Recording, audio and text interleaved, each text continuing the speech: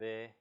아, 제가 오늘 내일 해서 선지서 개론과 아모스서를 다루려고 하는데요.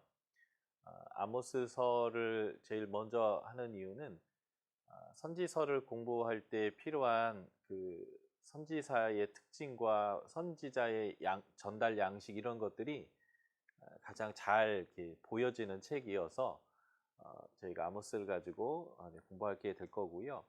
선지서 개론은 쉽게 말하면 21세기의 한국 사람의 눈으로 성경의 예언자를 봤을 때 잘 이해할 수 없는 이러한 전달 방식이나 내용들이 되게 많거든요. 그래서 선지서를 볼 수 있는 눈을 갖게 하는 그런 강의입니다.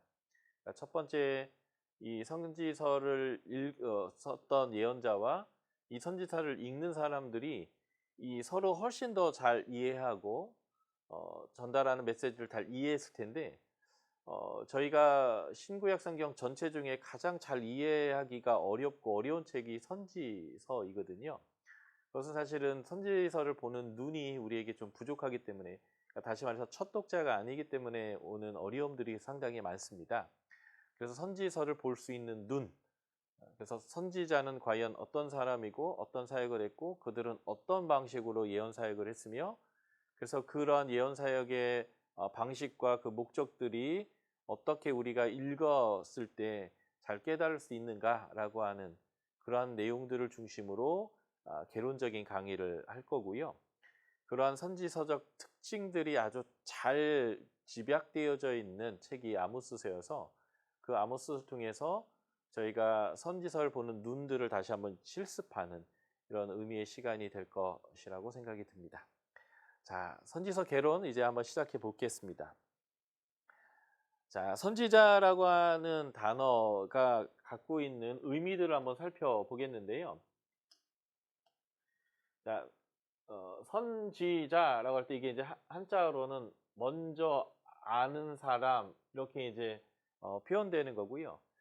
예언자라는 말도 거의 같은 의미라고 보시면 됩니다. 먼저 안 자가 그것에 대해서 알려주는 그런 것이죠. 그래서 구약의 선지자에 관련된 단어가 제일 중요한 게 나비입니다.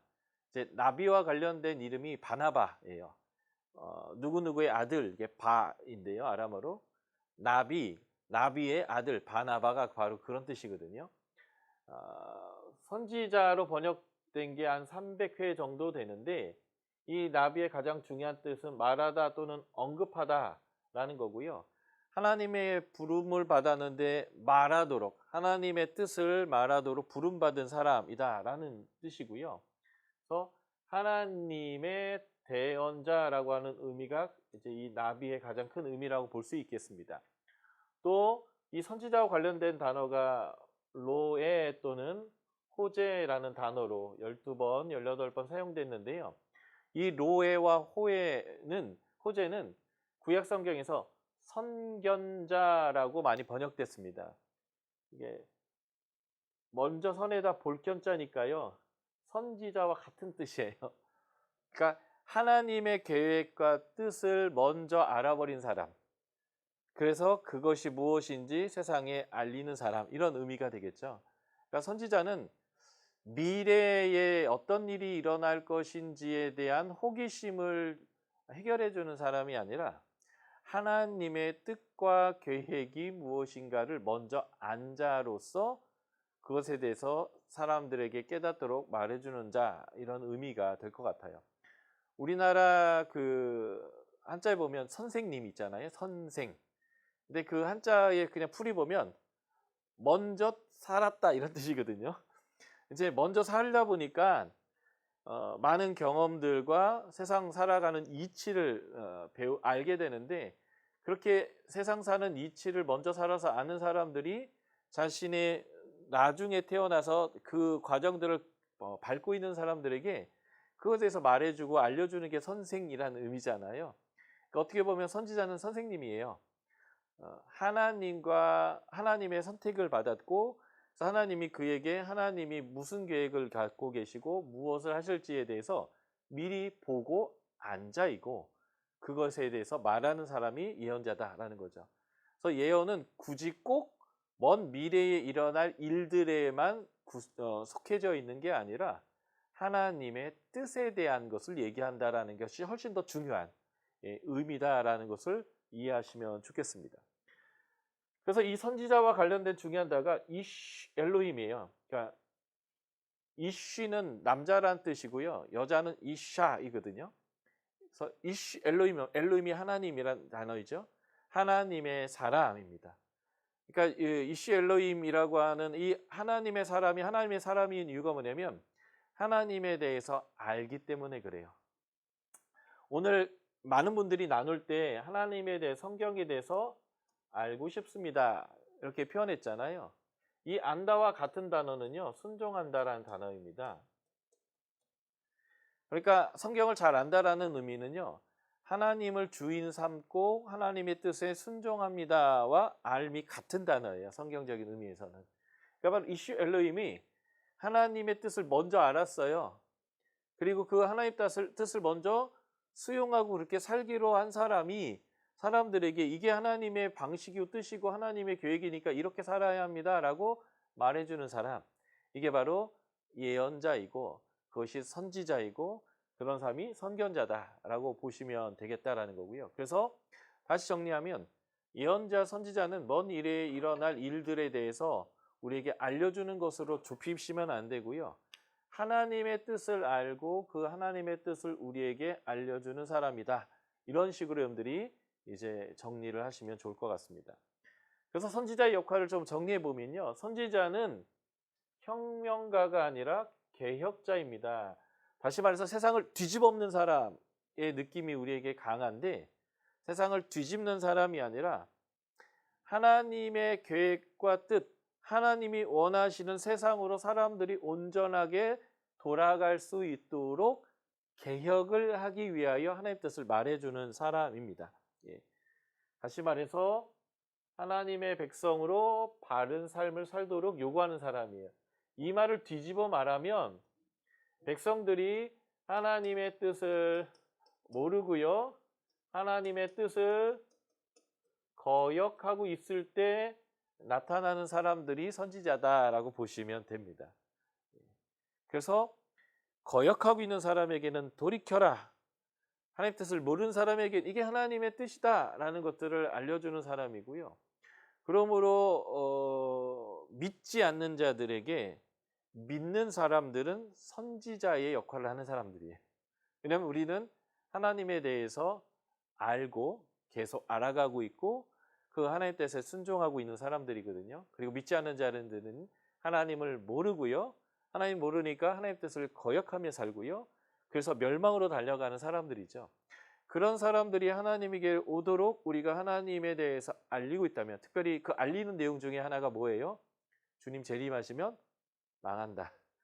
주님이 곧 재림하실 거다. 이게 이제 이런 것들이 바로 예언적 사역이라는 거예요. 그러니까 우리가 예언가 하면 모두 특별한 신비로운 사람들이 특별한 은사를 가지고 이렇게 꿈을 꾸면서 먼 미래에 어떤 일이 언제 어떤 일이 일어날 것이다라고 하는 아주 구체적인 것들을 하는 것처럼 느껴지지만 성경의 예언자들은 그런 무당이 아니고요. 하나님의 뜻을 알고 하나님의 뜻을 알려주는 사람이라고 하는 그런 광범위한 의미가 훨씬 더 큽니다. 보시면 구약 성경 17권을 다 분석해 봤더니 예언자가 예언하고 있는 내용의 92%가 지금 현재 예언자들이 살고 있는 현재의 이스라엘 백성이 무엇이 잘못됐는지 그 기준은 율법이에요. 하나님과 계약을 맺은 이 백성들이 그 계약인 율법에 비추어 봤을 때 무엇이 잘못됐는지 어떻게 잘못됐는지 그래서 어떤 것을 버리고 율법의 어떤 가치로 다시 어떻게 돌아와야 되는지에 대한 얘기를 하는 것. 이 개혁자로서의 하나님의 백성으로 바른 삶을 살도록 요구하는 그런 내용들이 예언서의 92%의 내용이고요. 미래에 대해서 얘기하는 것은 8%밖에 되지 않는다라는 겁니다. 이 미래에 대한 내용의 중요한 내용이 뭐냐면 심판과 하나님의 구원에 대한 내용인데 하나님이 지금 이스라엘 백성과 언약을 맺으면서 순종하면 내가 복을 주겠지만 불순종하면 저주하겠다. 이게 이제 하나님의 언약의 가장 심플한 내용이거든요. 지금 너희의 상황이 하나님의 말씀을 거절하고 하나님의 말씀대로 살지 않기 때문에 불순종의 상황이고, 그래서 하나님이 너희들을 돌이키게 하기 위해서 저주하고 있는 상황이야 라고 얘기하는 거예요. 이게 이제 미래에 대한 예언이지만 언약적으로 하나님이 지금 너희를 통치하고 있다. 그러나 불순종해서 저주하는 것으로 끝내는 게 아니라 하나님은 이걸 통해서 너희가 하나님께 돌아오게 할 것이고, 하나님의 새로운 나라를 너희들에게 회복시켜줘서 하나님의 구원 안으로, 하나님의 안식 안으로 너희를 다시 돌릴 하나님의 미래적 계획을 가지고 지금 너희를 심판하고 있다라고 얘기하는 거예요. 이게 구원에 대한 얘기거든요.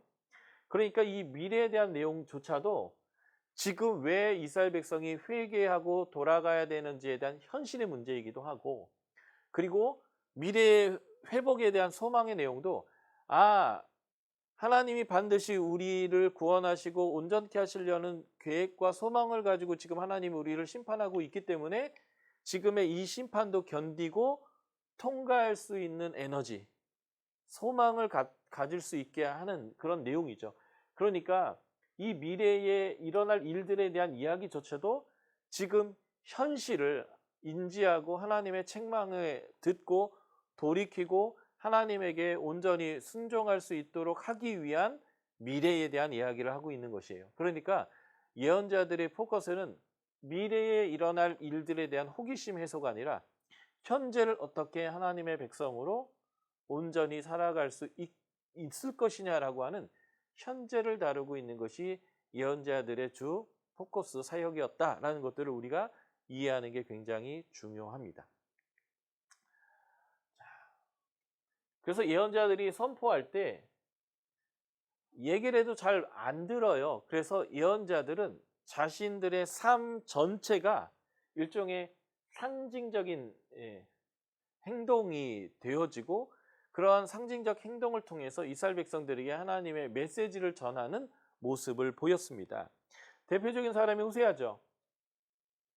의로운 사람이 창녀와 결혼을 하는 거예요. 그러니까 사람들이 저 예언자가 어떻게 창녀와 결혼하지? 충격을 받거든요.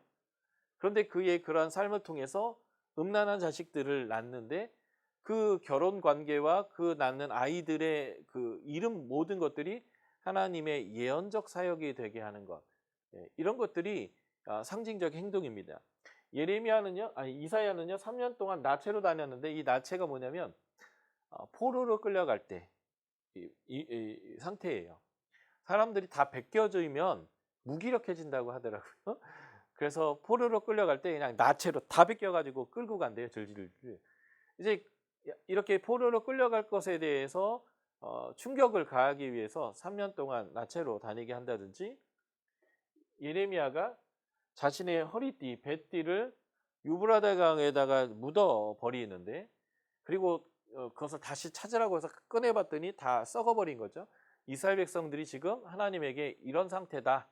하나님의 소유였던 띠였는데 쓸모없어지고 버려졌다. 이제 뭐 이런 거라든지, 질그릇을 가져다 빡 깨버려요. 이제 우리나라 표현으로 얘기하면 엎질러진 물인데, 질그릇을 깨뜨리면 다시 원상태로 복귀가 거의 불가능하잖아요. 그래서 지금 하나님이 너희를 심판하려고 하는 것은 이미 엎질러진 물이고 돌이킬 수 없는 상황이다. 이런 것들을 보여주기 위해서 이런 다양한 행동들을 예언자들이 했다는 거죠. 그래서 예언자들은 하나님의 뜻을 전하기 위해서 자신의 인생의 삶 전반이 예언 사역이었다라는 것을 보여주고요. 이런 상징적 행동을 가장 많이 했던 사람이 바로 에스겔입니다. 그래서 나중에 에스겔에서 하실 때에 이런 상징적 행동들을 여러분들이 이제 다 공부하시고 정리하시면 좋겠는데요. 그러니까 하나님은 입체적으로 말로만이 아니라 그들의 삶의 모든 영역에서 예언자들이 살아가는 삶 자체로 예언 사역을 했던 그런 예언자적인 일들을 많이 하셨다라는 것을 보시면 됩니다. 자, 선지자의 역할. 아까 제가 미래보다는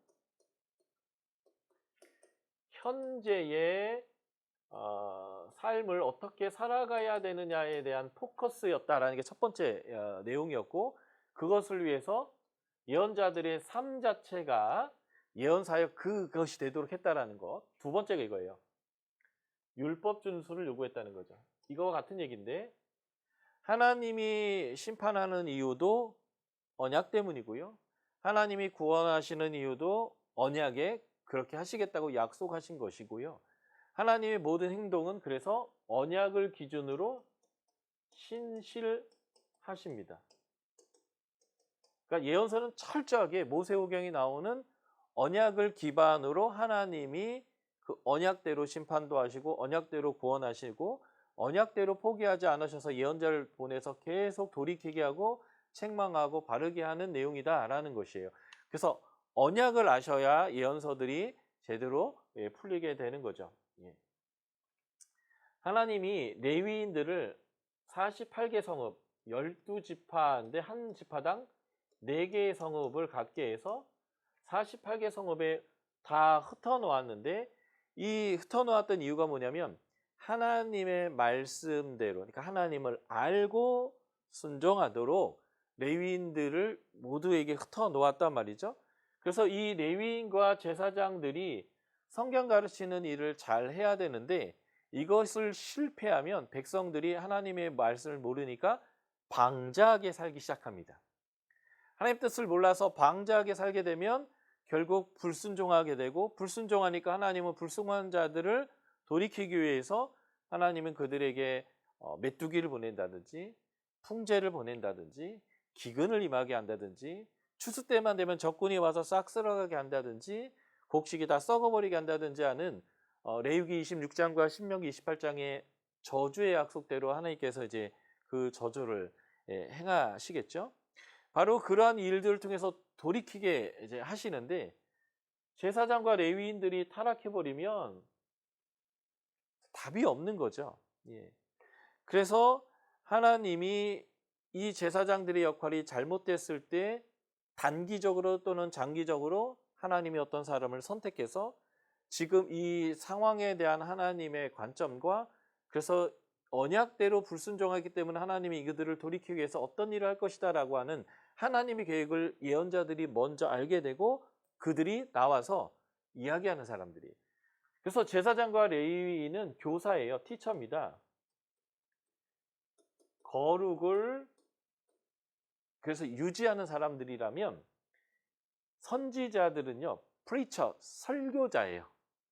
율법을 기반으로 그들이 알아들을 수 있도록 그들을 회개를 촉구하고 그들이 하나님 앞에 이렇게 돌아와서 이렇게 하나님의 말씀대로 살아야 한다라고 하는 것을 설교하는 사람입니다. 그러니까 이제 거룩을 선지자는 설교자이고 거룩을 회복하게 하는 일을 하는 사람이라는 거고요. 그러니까 선지자가 나왔다라는 것 자체가 그렇게 긍정적이지 않아요. 하나님은 이스라엘 백성을 세울 때 제사장 나라로 만드셨고, 이스라엘 백성에 준 것은 왕도 주지 않고 선지자도 주지 않고 레위인과 제사장 제도를 주셨는데, 그것이 잘 작동되지 않을 때 등장하는 사람들이 예언자들이고요. 그 예언자들은 바로 이 교사들이 거룩을 계속 유지하게 하는 레위인과 제사장의 역할들이 실패됐을 때 이 역할을 보조하기 위해서 나온 설교가들이고 거룩의 회복자들이다라는 거예요. 그래서 뒤집어엎는 사람이 아니라 개혁하는 거예요. 원래의 좋은 모습으로 돌아오게 하는 사람들이다라는 것입니다. 그래서 이 사람들은, 선지자들은 정말 다양한 사람들과 접촉했습니다. 일반 백성에게 나오기도 하고요, 왕에게 나오기도 하고요, 심지어는 이방 나라에 가서 선포하기도 합니다. 니느웨 간 요나처럼이요. 그리고 어떤 엘리사와 같은 선지자는 이방 나라 장군에게 기름 부어서 아람의 왕이, 하사엘이 왕이 되도록 하는 일까지도 했습니다. 그래서 여러분들이 다시 정리하자면, 예언자는 하나님의 말씀에 순종하고 하나님이 먼저 알게 하신 내용을 가지고 현재가 하나님의 백성으로부터 잘못됐음을 인지하고 하나님의 백성의 삶을 어떻게 돌아가야 되는지를 가르치고 회복하는 개혁자들이다. 그들은 철저하게 율법에 기반해서 설교했다. 하나님의 말씀 앞에 온전히 순종하도록 하게 하는 내용이 그들의 사역의 핵심이다. 그러나 그들이 미래에 대한 이야기를 하는데 그것은 언약대로 불순종한들에게 임하는 심판에 대한 얘기를 하는 건데 그것 또한 돌이키게 하기 위한 미래이고 그리고 심판 이후에 하나님의 구원에 대해서 미래도 얘기하는데 그 미래에 대한 소망 때문이라도 지금 내가 벌을 달게 받고 하나님 앞에 온전히 돌아오게 하도록 하는 미래를 얘기하는데 92%가 현재, 8%가 미래라는 것을 여러분들이 기억하시면 좋겠습니다. 그러니까 이게 바로 예언자인 거죠. 그러니까 예언자는 미래를 말하는 무당이 아니에요. 하나님의 말씀을 설교하고 하나님의 말씀대로 백성이 돌아오게 하는 혁명가이다라고 보시면 되겠습니다. 자, 선지자들을 보면 전기 예언자와 후기 예언자로 구분할 수 있습니다. 왕정 시대 다윗과 솔로몬이 나오기 이전의 선지자들과 왕정 시대 때에 선지서를 기록하지 않은 선지자들이 있습니다. 이 왕정 시대에 이 선지서를 기록하지 않은 선지서 대표적인 게 엘리야, 엘리사, 다윗 시대 때 갓, 나단 이런 사람들 이제 말하는 거예요. 그리고 후기 예언자는 누구냐면 성경을 기록한 지금 우리가 갖고 있는 17개의 예언서죠. 이사야서부터 말라기까지 이 17개의 예언서를 기록한 예언자들을 후기 예언자라고 우리는 그냥 구분합니다.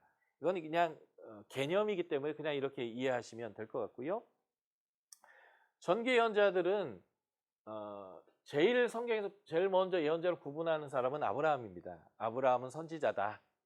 아브라함이 마누라를 두 번째 팔아먹었을 때 하나님이 아브라함이 잘못했음에도 불구하고 아비멜렉에게 혼쭐을 내주시고 아비멜렉의 집에 태의 문이 막혀버렸을 때 아브라함을 선지자로 인정하시고 아브라함이 기도해야 그 집에 재앙이 떠나게 하시면서 아브라함은 선지자다라고 하나님께서 말씀하셨거든요.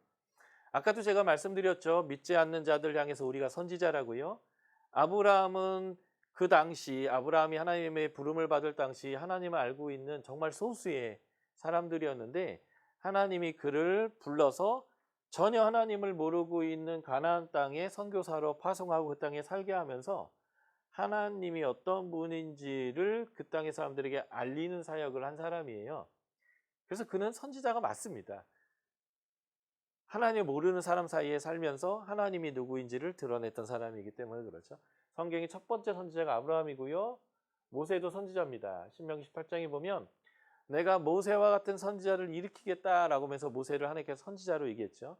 이 모세와 같은 선지자가 누구냐면 예수 그리스도다라고 이제 신약에서 베드로와 스테반이 이제 해석은 하긴 했는데 어쨌든 이 전개 예언자 중에 아브라함, 모세가 있고요. 그리고 사사 시대 때 드보라, 사무엘 같은 선지자가 있고 다윗 왕, 솔로몬 시대 때에 나단, 갓, 사독, 헤만 같은 사람들이 전개 예언자였고요.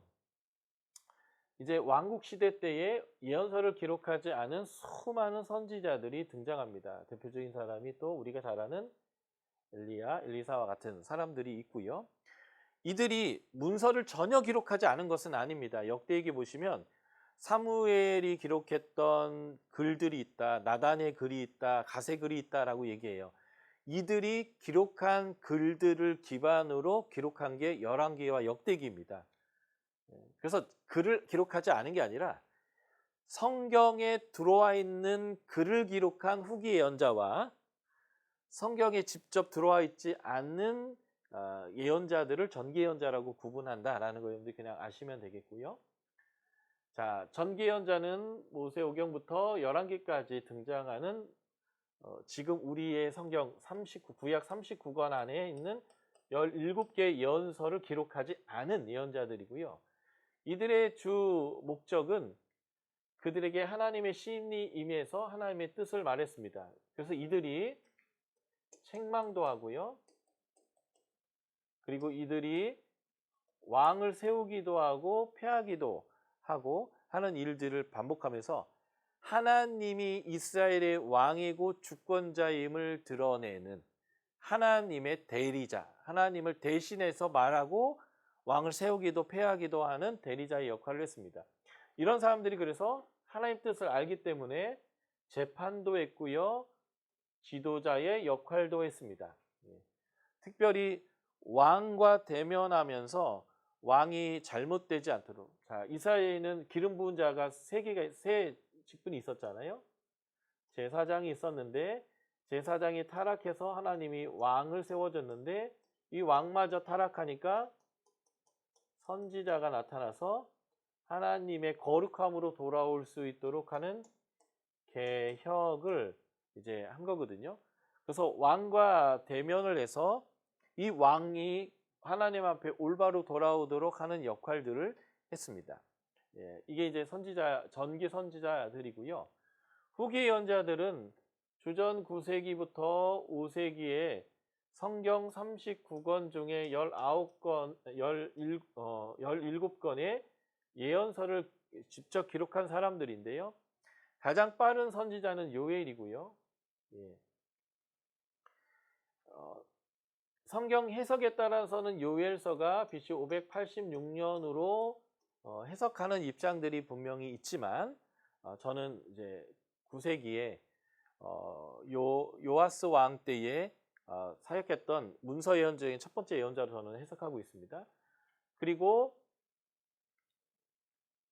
722년에 북이스라엘이 멸망하고 그리고 이 북이스라엘이 멸망할 때 같이 남유다에 있었던 왕들이 있는데 그들에게 예언 사역했던 사람이 8세기 예언자들입니다. 8세기 예언자 중에 호세아와 아모스가 북이스라엘을 향해서 예언했어요. 아모스는 남쪽 유다 사람이고요. 호세아는 북쪽 사람인데 그리고 남쪽 유다에서는 이사야와 미가가 남쪽 유다를 위해서 예언을 했고요. 요나는 북이스라엘의 예언자이고 북이스라엘을 위해서도 예언을 했지만 특별히 니느웨에 보내진 예언자였습니다. 그래서 아마 여러분들이 이번 커리큘럼 안에서는 이 전기의 예언자들을 이제 먼저 주로 배우시게 될 거고요.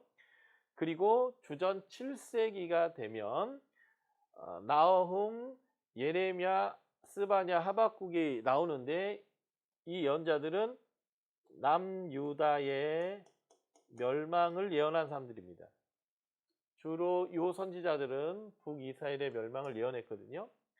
그리고 주전 6세기 예언자들은 BC 586년 남유다의 멸망의 시기에 예언 사역을 했던 그래서 물론 예레미야는 그 예언 사역이 워낙 길기 때문에 이 남유다의 멸망까지를 다 본 사람이긴 하지만요.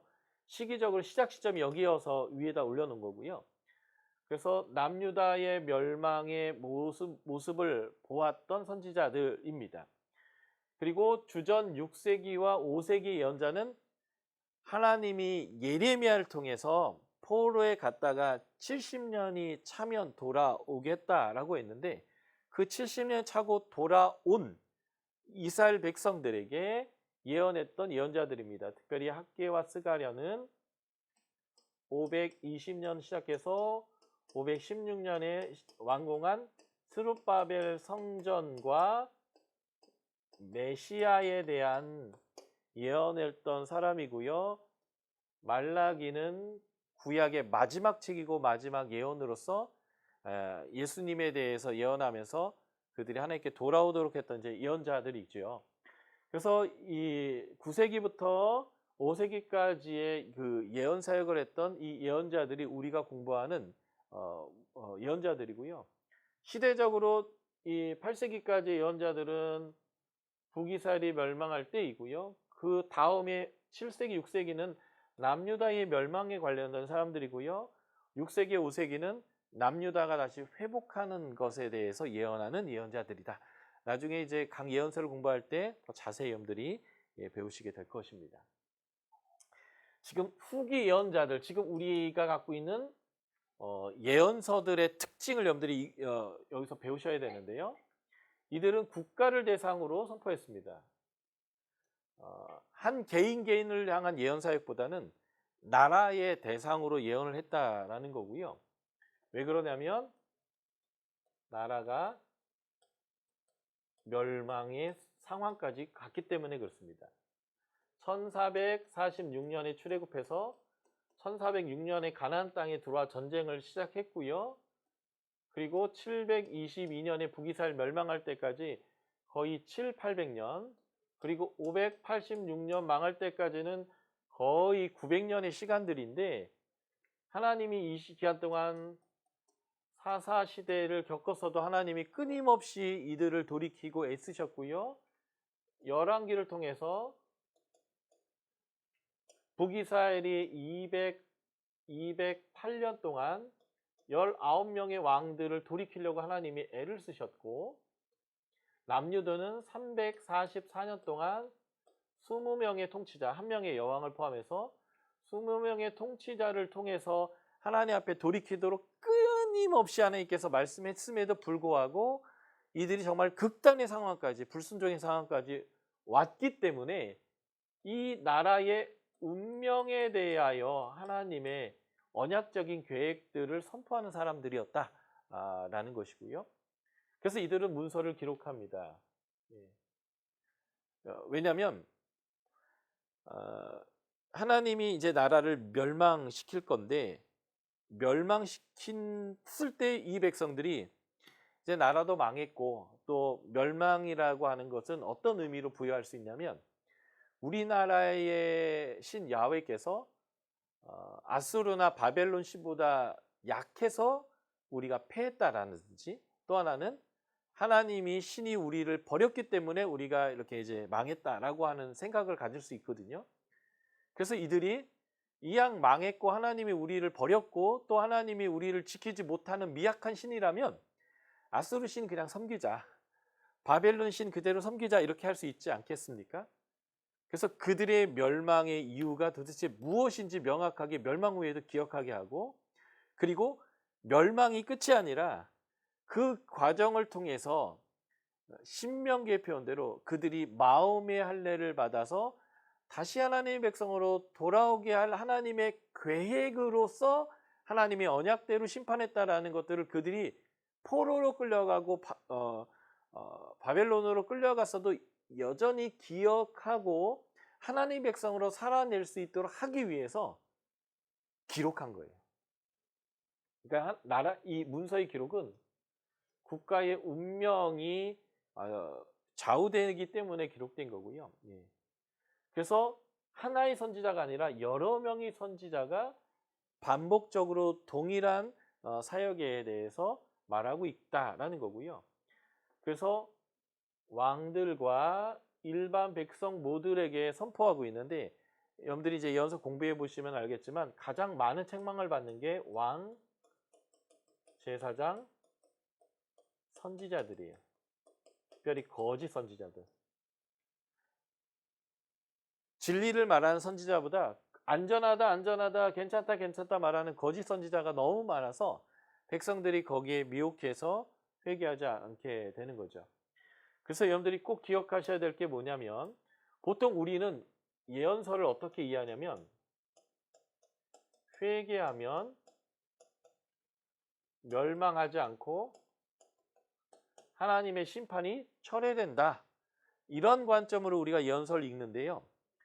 이게 문서 예언자들 이전에 나왔던 모든 선지자들은 그렇게 얘기를 했어요. 그런데 이 후기 선지자들은 돌이킬 수 없는 멸망의 확정을 선포한 사람들이에요. 나라는 멸망한다는 거예요. 하나님이 이것을 이미 결정하셨고 이것은 돌이켜질 수 없다는 겁니다. 그래서 예레미야 같은 경우에는 질그릇을 박살내버렸어요. 돌이킬 수 없다. 이 확정이 의미하는 바가 뭐냐면, 하나님은 신명기에서 이렇게 얘기했거든요. 불순종하면 저주를 줄 건데, 축복보다 저주의 그 목록이 훨씬 길거든요. 저주의 목록이 훨씬 긴 이유가 뭐냐면 포기하지 않겠다는 거예요. 그런데 이 저주의 목록의 맨 끝이 뭐냐면 나라가 멸망해서 포로로 끌려가는 겁니다. 포로로 끌려갈 때까지 이 백성이 아까 제가 앞 시트에 보여준 것처럼 1400년부터 이 백성을 위해서 하나님이 노력하고 회개하고 은혜를 주고 돌이키게 했는데 700년, 900년 끝까지 불순종해서 망한 것이 바로 이건데 포로로 끌려가는 것은 포기가 아니라 그렇게 해서라도 새롭게 다시 하겠다는 거예요. 그래서 하나님이 이 이후에 온전한 회복을 이루는데 바로 이것들을 가장 명확하게 보여줬던 모델이 하나님이 창조를 하셨다가 홍수를 일으켰다가 다시 창조의 상태로 되돌렸던 이 내용이거든요. 하나님 나라의 회복을 위하여 이 홍수와 같은 사건이 바로 포로로 끌려가는 사건이에요. 다시 시작하는, 그러니까 다시 시작할 수밖에 없을 정도로 끝까지 간 거죠. 하나님이 북이스라엘 같은 경우는 700년, 남유다 같은 경우는 900년 동안 어마어마하게 많은 선지자와 왕과 제사장들을 통해서 회복을 애썼지만 끝까지 불순종하는 이스라엘 백성을 포기하는 게 아니라 갈아엎어서라도 다시 하려고 하는 이런 내용이어서요. 이 17개 문서 예언의 핵심은요. 확정입니다. 멸망의 확정. 그러나 하나님은 심판하지만 새롭게 할 것이다. 온전케 할 것이다. 이전보다 더 온전케 할 것이다. 그래서 이사야가 뭐라고 해요? 새 창조를 이룰 것이다. 그래서 이것을 새 하늘과 새 땅을 이루는 것이다. 그래서 제가 아까 예언서에서 가장 책망받는 사람이 누구라고 했어요? 왕, 제사장, 선지자예요. 잘못된 리더, 잘못된 하나님의 말씀 맡은 자들에 대한 징계인데 그래서 이 새 창조를 이룰 때는 하나님의 성령을 받아서 그러니까 기름 부음을 받은 메시아가 와서 공의로운 통치, 하나님의 말씀대로 하는 공의로운 통치를 이룰 것이다라는 새로운 리더십의 교체에 대해서 예언자들이 모두 얘기하는 거예요. 그러니까 사실은 극단의 상황에 이 포로로 끌려가는 것은 하나님이 완전한 포기가 아니라 끝까지 포기하지 않고 이 백성을 회복시키려고 하는 것이어서 그래서 후기 예언자들은 이 멸망의 확정에 대해서 얘기해요. 그래서 이 멸망의 확정 가운데 이제 멸망할 수밖에 없는 상황에 놓여 있는 사람들이 희망을 잃지 않도록 왜 자신들이 멸망하고 심판받는지에 대한 이유를 하나님이 얘기해 주는 거예요. 친절하게. 그리고 그러나 나는 너희들에게 대한 나의 생각은 재앙이 아니요 소망이고 회복이다 라고 해서 하나님이 그 과정을 통과하겠지만 낭망하지 마라. 내가 너희를 반드시 회복할 거다라고 하는 것들을 설명했던 사람들이 바로 이 후기 예언자다라는 거고요. 그 기반은 다 율법의 기준을 가지고 설명해 주고 있다라고 보시면 됩니다. 근데 가장 큰 문제가 이것이었습니다. 제사장이 올바로 못해서 하나님이 왕을 세웠는데 이 왕마저 올바로 하지 못하니까 하나님이 선지자들을 통해서 돌이키라고 말씀하시는데 거짓 선지자들이 너무 많았습니다. 한마디로 말하면 말씀을 맡은 자들이 말씀을 자신의 성취의 도구로 자신의 부귀 영화를 누리는 도구로 사용한 거죠. 그래서 이 거짓 선지자들 때문에 결국 망했다라는 게 굉장히 중요하고요. 그래서 교회에서 말씀을 맡으신 목회자님들이 말씀대로 가르치지 않고 말씀대로 살지 않으면 망하는 거고요. 더 넓히면 그리스도인들이 하나님을 아는 백성들이 하나님의 말씀을 아는 백성들이 선지자들인데 이들이 세상을 향해서 잘못된 것들 하나님 뜻에 벗어난 것들에 대해서 말하지 않고 세상 사람들과 똑같이 산다면 세상이 망하는 거예요. 바로 세상이 망하는 이유는 거짓 선지자들 때문에 그렇습니다. 자, 거짓 선지자들의 종류들이 있는데요. 일단 이방의 선지자는 당연히 거짓 선지자들이에요. 그래서 하나님을 버리고 바알을 섬기자 이렇게 하는 사람들이고요. 또 어떤 사람이 거짓 선지자들이냐면요. 스스로 하나님의 선지자라고 말하는 사람들이 있습니다. 예레미야서에 보면 하나님이 부르지 않았는데도 자신이 하나님의 사람이라고 얘기해요. 예. 그래서 하나님이 명하지 아니한 말을, 선지자는 하나님의 뜻을 알고 그 하나님의 뜻과 계획을 말하는 것인데 하나님이 명하지도 않았는데 지가 하고 싶은 말을 마치 하나님의 말인 양 선포하는 사람들이었습니다. 이것을 뭐라고 표현했냐면 자기의 심령에 따라 예언하는 사람들이었고요. 이런 사람들이 말 가지고는 잘 구분이 안 되는데 이들을 구분할 수 있는 방법은 마태복음 7장에서 보여주는 것대로 열매를 보면 그 사람이 참 선지자인지 아닌지를 분명히 알 수 있는데요.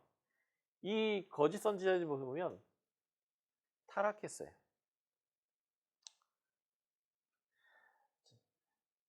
자, 그래서 거짓 선지자와 참 선지자를 구분할 수 있는 방법이 있는데 구약의 선지자들은 복수를 행하지 않습니다.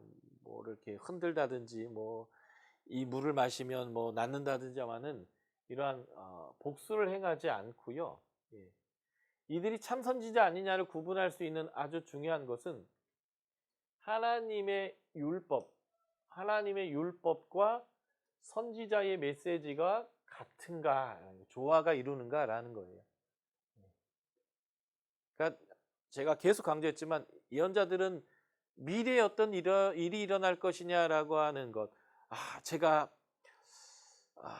미래에 배우자를 만날 수 있습니까? 만나다면 몇 살에 만날까요?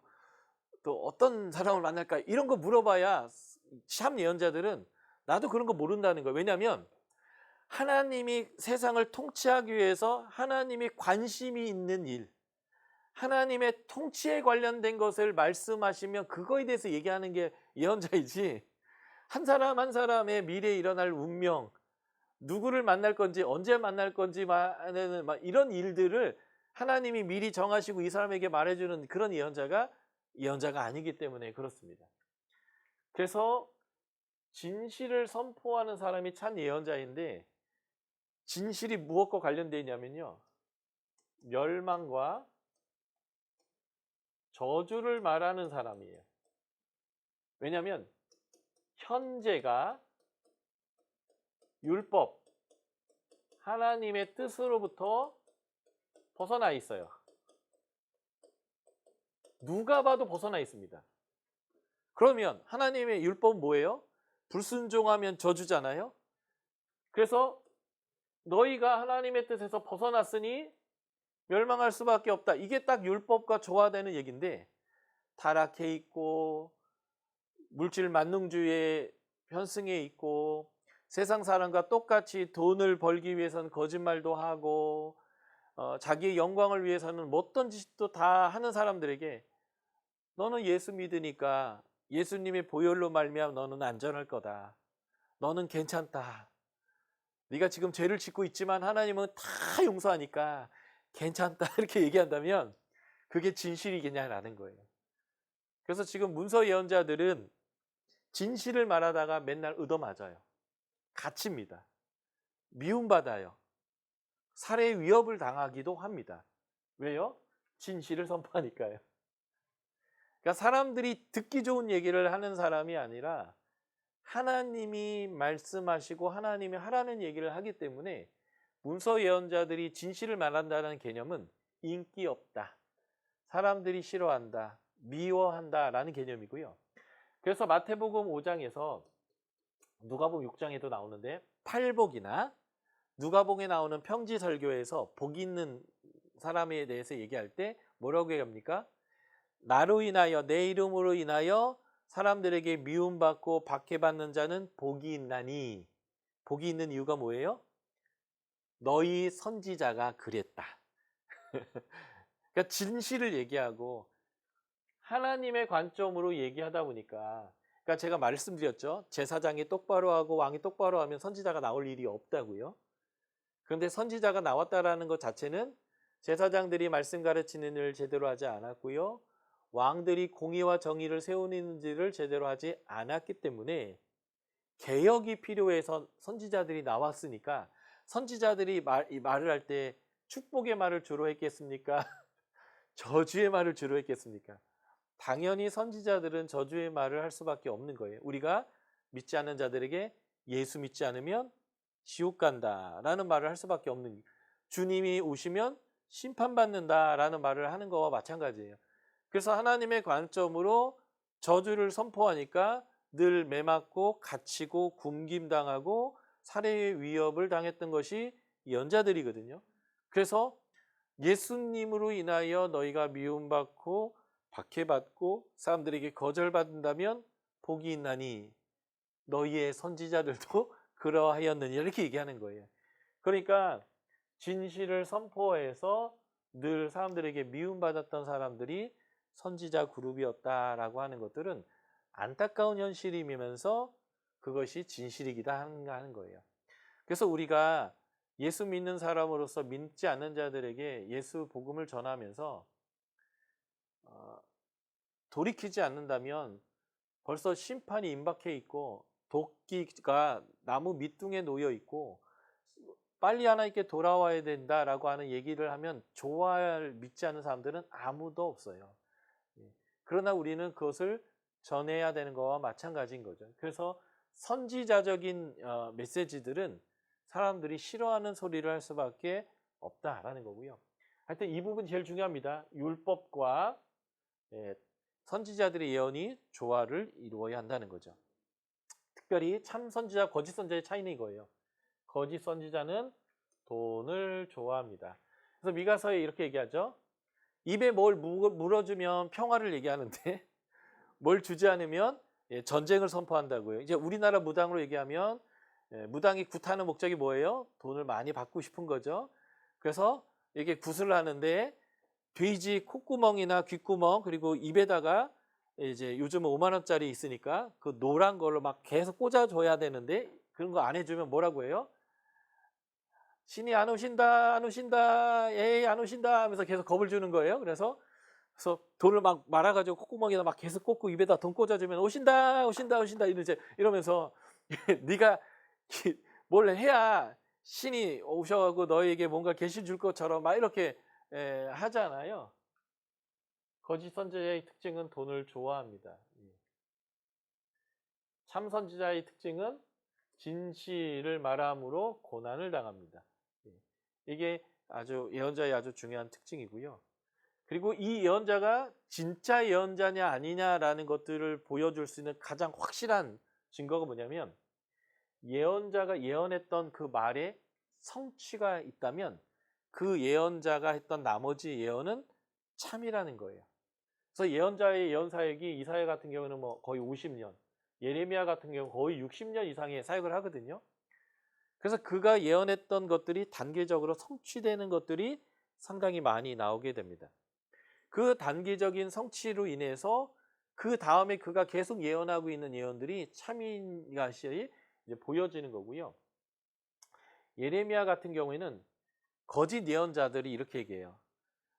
포로로 끌려간 사람들이 돌아올 것이다. 2년 만에 돌아올 것이다 라고 하는데 예레미야가 아니다. 그렇게 빨리 안 돌아온다. 하나님은 70년이 차야 돌아온다 라고 얘기했거든요. 누구 말이 맞는지 모르잖아요. 그때 예레미야가 저주라는데 그 저주를 받았던 선지자가 그 저주대로 죽게 됩니다. 그러면 이 예언자의 예언이 성취가 일어남을 통해서 그가 했던 예언이 참된 것을 이제 알게 되는 거죠. 그래서 신명기 18장 21절에서 22절은 예언자의 예언이 참이냐 아니냐는 그가 예언했던 예언의 성취가 있다면 그의 예언은 참이다. 이렇게 이제 구분하도록 했습니다. 그러므로 예언자가 참이냐 거짓냐를 구분할 수 있는 것은 율법과 다른 선지자들의 메시지와 이 사람의 예언이 조화를 이루는가, 그의 삶이 돈을 목적으로 예언 사역을 하고 사람들에게 겁을 줘서 돈을 받으려고 하냐 안 하냐, 그리고 마지막으로 그 예언자의 예언이